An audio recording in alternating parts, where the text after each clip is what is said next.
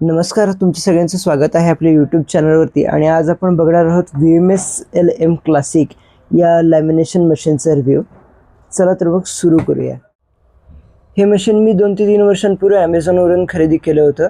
साधारण 1700 ते 1800 रुपयेपर्यंत ते आत्ताही ॲमेझॉनवरती अवेलेबल आहे. याच्यामध्ये तुम्ही सगळ्या प्रकारचे साईजेस म्हणजेच ID साईज, A4 साईज, लिगलपासून ते अगदी A3 साईजपर्यंतचे सगळे डॉक्युमेंट्स सहज लॅमिनेशन करू शकता. त्याचबरोबर याची स्पेशालिटी म्हणजे हे फायबर बॉडी असल्यामुळे वजनाला अतिशय हलका आहे. ऑटो टेम्परेचर सेटअप असल्यामुळे कमी पॉवर लागते. याला पॉवर कन्झम्पशन खूपच कमी आहे. हे मशीन एकदा हीट झाल्यानंतर A4 साईजचे सलग 2 ते 3 डॉक्युमेंट्स आपण याच्यामध्ये लॅमिनेशन करू शकतो. आता हे मशीन वापरायचं कसं ते आपण आधी बघूया. त्यासाठी आपल्याला हे बटन ऑन करायला लागेल. तुम्हाला इथे रेड लाईट दिसायला लागेल, म्हणजे ते मशीन हीट होतं आहे. त्याला हीट व्हायला साधारण 3 ते 4 मिनिट लागतात. आता तुम्ही बघू शकता इथे ग्रीन कलरची लाईट चालू झालेली, म्हणजेच हे मशीन हीट झालेलं आहे आणि आता हे लॅमिनेशन करायसाठी रेडी आहे. तर ग्रीन लाईट चालू झाल्यानंतर आपण याला इकडे शिफ्ट करू शकतो. हे खालचं बटन इकडे शिफ्ट करू शकतो आणि त्यानंतर आपल्याला जे काही डॉक्युमेंट आपलं लॅमिनेशन करायचं आहे ते आपण इथून इन्सर्ट करूया.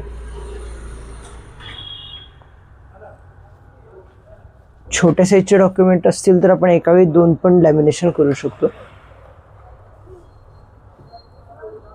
आणि ते इकडून इन्सर्ट केल्यानंतर या साईडनी बाहेर येतील.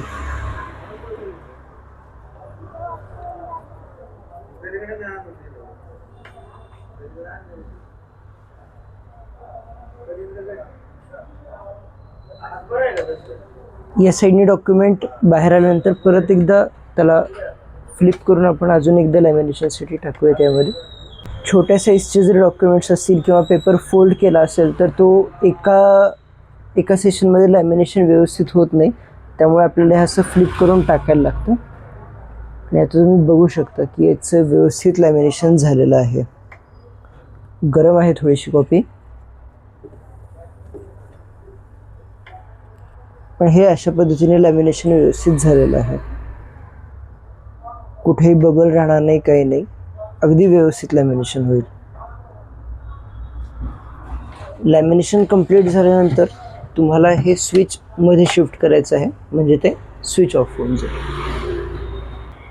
आणि थंड होईपर्यंत इथे वर जास्ती हात लागू देऊ नका, कारण हे गरम असतं. साधारण 5 मिनिटांमध्ये ते 10 मिनिटांमध्ये हे थंड होईल. लॅमिनेशन चालू असताना मध्ये जर लाईट वगैरे गेली आणि तुमचे डॉक्युमेंट आतमध्ये अडकलं तर घाबरू नका. इथे जे छोटंसं बटन दिसतंय तुम्हाला, हे आपण असं इकडे प्रेस करूया आणि तुम्ही तुमचे डॉक्युमेंट हलक्या हाताने इथून ओढून बाहेर काढू शकता अशा पद्धतीने.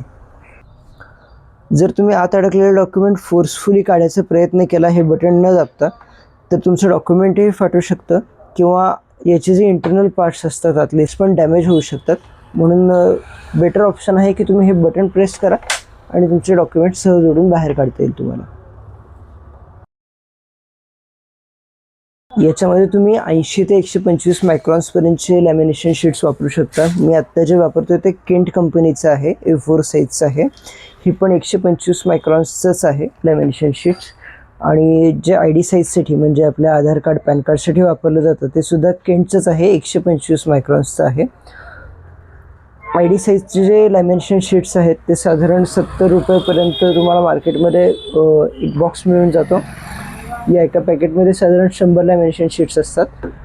आणि A4 साईजचे जे आहे ते 350 ते 370पर्यंत साधारण मार्केटमध्ये अवेलेबल आहे. याच्या पण एका बंचमध्ये साधारण 100 लॅमिनेशन शीट्स असतात.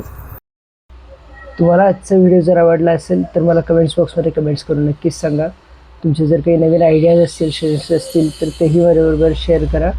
आणि तुम्हाला जर असेच व्हिडिओज आणखीन बघायचे असतील तर चॅनलला लाईक, शेअर आणि सबस्क्राईब करायला विसरू नका. Thank you very much. Good day.